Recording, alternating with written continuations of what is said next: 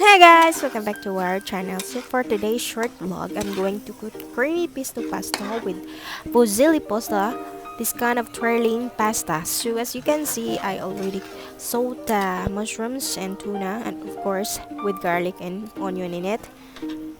And then nagblend din ako ng fresh basil leaves. Ilagay ko na din ang cheesy pesto sauce.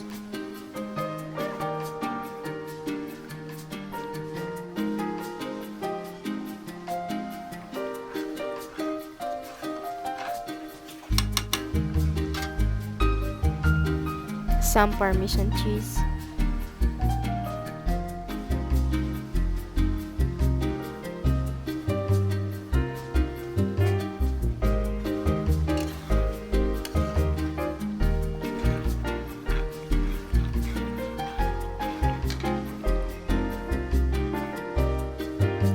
And then the all-purpose cream.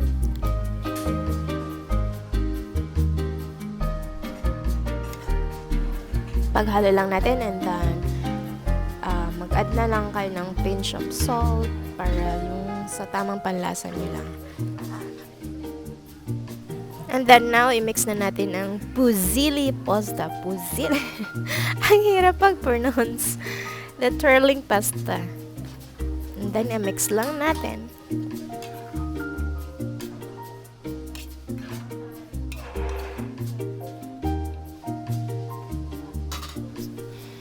And this is our finished product, so it's time to eat.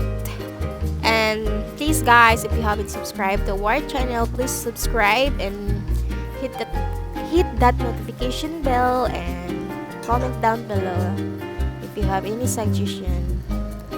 Like and share! Thank you! Bye-bye! Ang gulo. Ang gulo nyo. Kainan na! Say bye! Thank you. See you on my next vlog.